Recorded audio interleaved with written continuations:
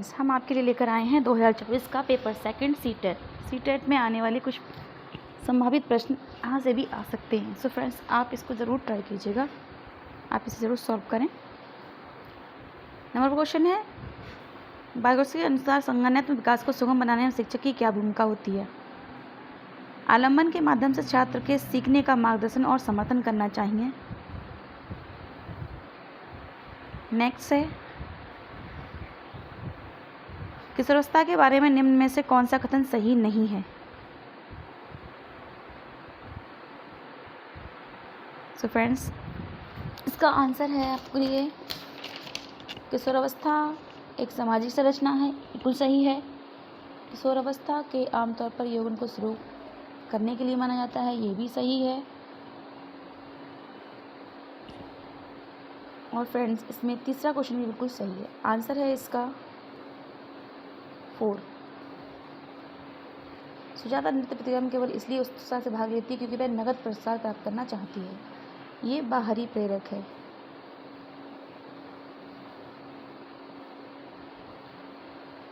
शिक्षार्थी के बीच व्यक्तिगत भिन्नताओं को संबोधित करने के लिए एक शिक्षक को क्या करना चाहिए?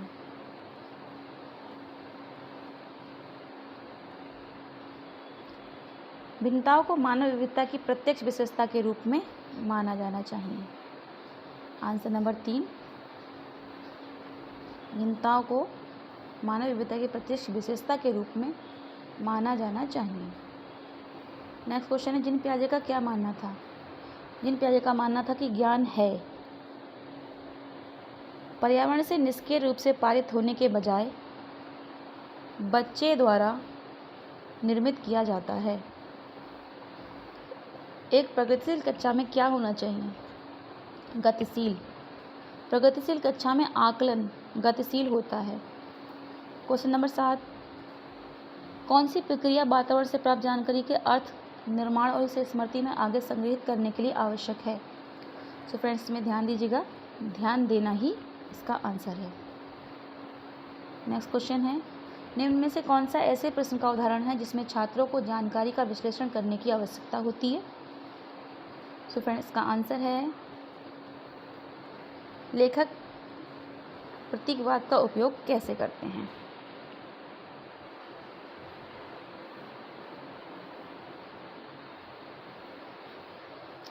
नेक्स्ट क्वेश्चन है, शिक्षकों को निरंतर अपने स्वयं के रूढ़िवादिता और पूर्वाग्रह पर चिंतन करना चाहिए। सांस्कृतिक रूप से उत्तरदायी शिक्षण का अर्थ है कि शिक्षक चिंतनशील हो। सो फ्रेंड्स, ये दोनों ही सही हैं और AR की सही व्याख्या करता है।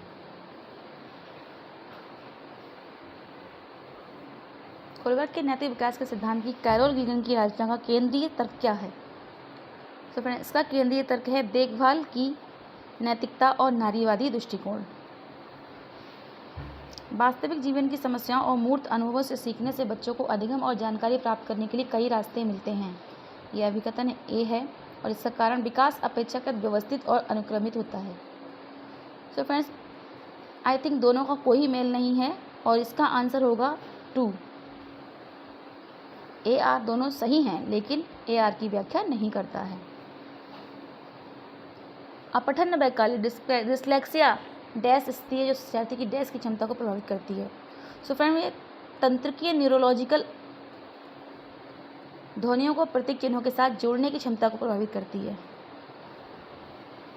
एक प्राथमिक स्कूल शिक्षक छात्रों की संकल्पनाओं और वास्तविक दुनिया के अनुप्रयोगों के बीच संबंध बनाने में मदद करके सार्थक सीखने को सक्षम बनाना चाहता है। तो कौन सी गतिविधि एक उपयुक्त शैक्षिक रणनीति होगी? क्या नियम और परिभाषाएं दी जानी चाहिए? बहुविकल्पीय प्रश्नों वाली कार्यपत्रक पूरी करने को कहें जाए, या विद्यार्थी को उद्दीपक प्रतिक्रिया अनुबंध की विधि द्वारा सीखने को कहेंगे, या छात्रों को छोटे समूह में बांटकर मुद्दे पर शोध करने देंगे? सो फ्रेंड्स, इसका आंसर यही बनेगा। कोलबर्ग के नैतिक विकास की किस अवस्था में बच्चों का तर्क कानून की नैतिकता के इर्द गिर्द घूमता है? सो फ्रेंड्स, कोलबर्ग की अवस्थाएं मोस्ट इम्पॉर्टेंट हैं। नंबर 1 है सेंसरी मोटर, प्री कन्वेंशनल, और नंबर 2 कन्वेंशनल, नेक्स्ट हेट्रोजीनियस और ऑटोनोमस। सो फ्रेंड्स, इसका आंसर होगा पारंपरिक नैतिक अवस्था। नेक्स्ट क्वेश्चन है, निम्न में से कौन एक समावेशी कक्षा का उदाहरण नहीं है? तो फ्रेंड्स आप बताएंगे। प्रतिस्पर्धी लोकाचार को प्रोत्साहित करना, क्योंकि विभेदी कक्षा में हम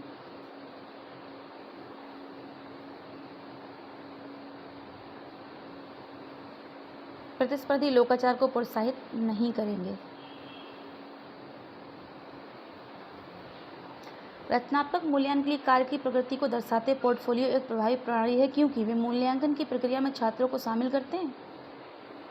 तो फ्रेंड्स इसका आंसर होगा वे छात्र मूल्यांकन की प्रक्रिया में शामिल करते हैं। ठीक है, वो व्यक्तिगत छात्रों की प्रगति के बारे में अंतर्दृष्टि प्रदान करते हैं। पोर्टफोलियो ठीक है। फ्रेंड्स मुख्य रूप से अंतिम उत्पाद, अंतिम कुछ नहीं होता। सो फ्रेंड्स छात्र बेअधिगम के ठोस सबूत पेश करते हैं, तो इसका आंसर होगा 4। निम्न में से कौन सा एक महारत लक्ष्य अनुविन्यास का वर्णन करता है?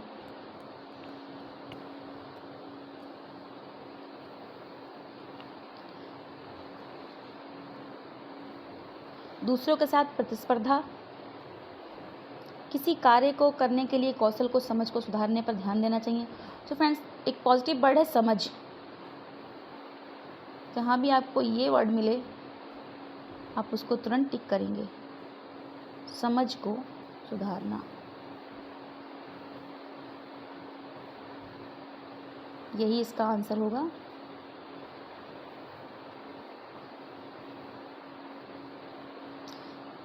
इनमें से कौन प्रगतिशील शिक्षा में शिक्षक की भूमिका का सबसे अच्छा वर्णन करता है? शिक्षक कक्षा में ज्ञान और प्राधिकार का प्राथमिक स्रोत है। शिक्षक बच्चों को प्रयोग करने के लिए विविध सामग्री प्रदान करता है।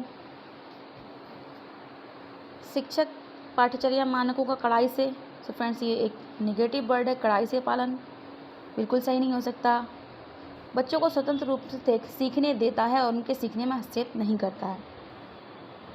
फ्रेंड प्रगतिशील शिक्षा है, अगर हम हस्तक्षेप शिक्षक नहीं करेगा तो बच्चा कुछ गलती करेगा जिसमें इम्प्रूवमेंट नहीं हो पाएगा। फ्रेंड हम इसका आंसर मानेंगे 2। शिक्षक बच्चों को प्रयोग करने के लिए विभिन्न सामग्री प्रदान करेगा और आवश्यकता करने पर आलंबन यानी स्कैफोल्डिंग प्रदान करेगा।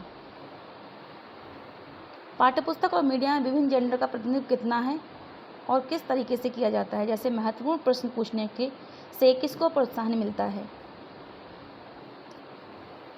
तो फ्रेंड्स इसमें जेंडर रूढ़िवादिता को प्रोत्साहन मिलता है। पियाजे के अनुसार चिन्हों के लिए चिन्हों का प्रयोग करने की क्षमता, जैसे कि x को अज्ञात अंक के लिए मानने की क्षमता के दौरान विकसित होती है, तो विद्यार्थियों को सीखने में सक्षम बनाती है। सो फ्रेंड बच्चा संक्रियाएं करने लगता है, बच्चा अपनी समझ से XYZ मानकर मैथ के सवालों को सॉल्व करने लगता है। तो फ्रेंड्स यहाँ पर औपचारिक संक्रियात्मक अवस्था होगी।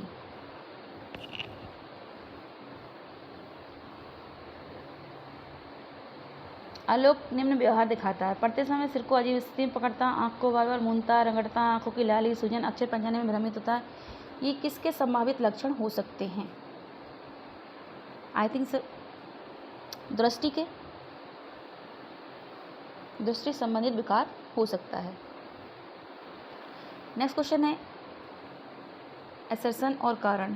एक समावेशी कक्षा में सीखने के लक्ष्य शैक्षिक रणनीति साथ साथ आकलन में अनुकूल किया जाना चाहिए। सही है फ्रेंड्स।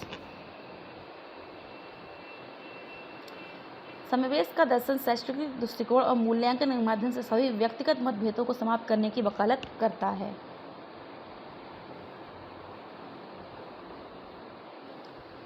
तो फ्रेंड्स इसमें ए और आर दोनों ही गलत हैं।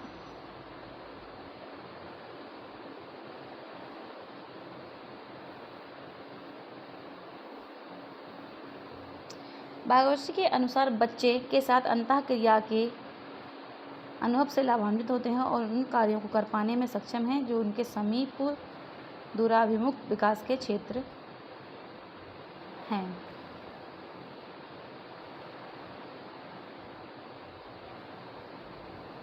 तो भौतिक वातावरण और विकास के क्षेत्र के अंदर हैं। इस शिक्षिका ने नोटिस किया कि उसका एक छात्र अत्यधिक विचलित है, कक्षा के दौरान ध्यान देने में परेशानी है। निम्न में से कौन सी रणनीति छात्र को केंद्रित रहने में मदद करेगी? छात्र को कक्षा के दौरान बार बार करने के लिए कार्य देंगे, सख्ती से अपना अवधान अवधि बढ़ाने के लिए कहेंगे। सो फ्रेंड, ये एक नेगेटिव वर्ड्स है, सख्ती। आप तुरंत ही इसको कट करेंगे ऑप्शन से। स्वनियमन और समय प्रबंधन के लिए छात्र को टाइमर देना चाहिए। सो फ्रेंड्स, आई थिंक ये वाला बिल्कुल करेक्ट है। इस स्वनियमन और समय प्रबंधन के लिए छात्र को टाइमर देना चाहिए। फ्रेंड्स, की आंसर भी मैंने साइट से ली है। इसमें आयोग की ही आंसर आपको दे रही हूँ मैं। छात्रों के अच्छा प्रदर्शन करने स्कूल में बने रहने की अधिक संभावना है यदि उनको अपने स्कूल में भावनात्मक लगाव हो। वे मानते हैं कि उनका होना मायने रखता है। भावनाएं सीखने में महत्वपूर्ण भूमिका निभाती हैं।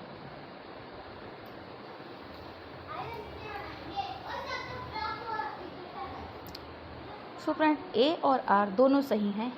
ए की आर सही व्याख्या करता है। इनमें से कौन सा संरचनावादी अधिगम सिद्धांत का मूल सिद्धांत है? संरचनावादी अधिगम, स्ट्रक्चरल। शिक्षक के छात्रों को प्रत्यक्ष निर्देश और स्पष्ट मार्गदर्शन प्रदान करना चाहिए। अधिगम तब होता है जब छात्रों को शिक्षकों से सही उत्तर और प्रतिपुष्टि मिलती है। छात्रों को पर्यावरण के साथ सक्रिय संलग्नता के माध्यम से अपने ज्ञान का निर्माण करते रहना चाहिए। सो फ्रेंड्स, इसका यही आंसर है।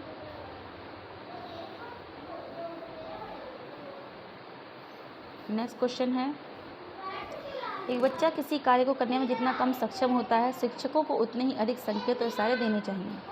जैसे जैसे बच्चा अधिक कर सकता है, शिक्षक को कम से कम मदद करनी चाहिए। सही है। बुद्धि लब्धि की गणना करके सटीक रूप से नहीं मापा जा सकता है। So friends,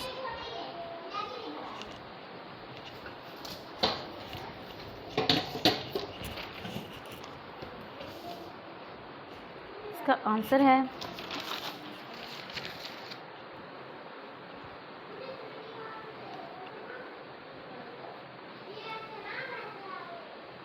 (27).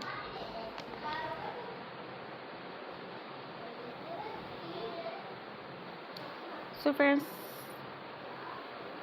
दोनों ही अलग अलग हैं, तो ए और आर दोनों सही तो हैं पर व्याख्या नहीं करता है ए इसकी। कौन सा समाजीकरण की प्रक्रिया की विशेषता है? रेखीय प्रक्रिया है, ये एक जटिल प्रक्रिया है, ये एक बहुआयामी प्रक्रिया है, या ये एक विभिन्न संस्कृतियों में विशिष्ट रूप से होती है। तो फ्रेंड, बहुआयामी तो है, जटिल प्रक्रिया भी है और संस्कृतियों को प्रभावित भी करती है। लेकिन फ्रेंड्स, ये एक रेखीय नहीं है बल्कि बहुदिशीय है। सो फ्रेंड्स, इसका आंसर होगा 3।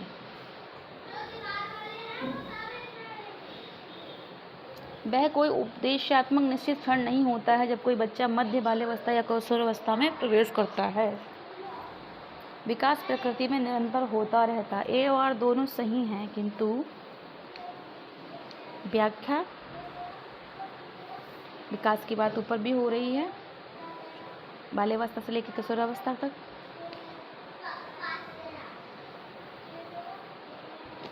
तो फ्रेंड्स, दोनों सही हैं और ए आर की सही व्याख्या करता है।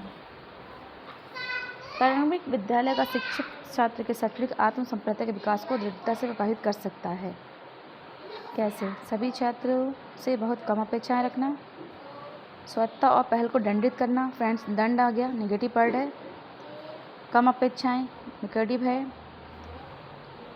स्वायत्त और पहल को पुरस्कृत करना, या विशेष छात्रों से बहुत कम उम्मीदें रखना। शैक्षणिक आत्म संप्रदाय विकास को डेटा से प्रभावित कौन कर सकता है? तो फ्रेंड्स, छात्रों में स्वायत्तता और पहल को, यानी स्वायत्तता करके सीखना को हमें पुरस्कृत करना चाहेंगे। सो फ्रेंड्स, साइकोलॉजी में आज बस इतना ही। नेक्स्ट वीडियो में हम इसकी आपको जीके जीएस लेकर आएंगे।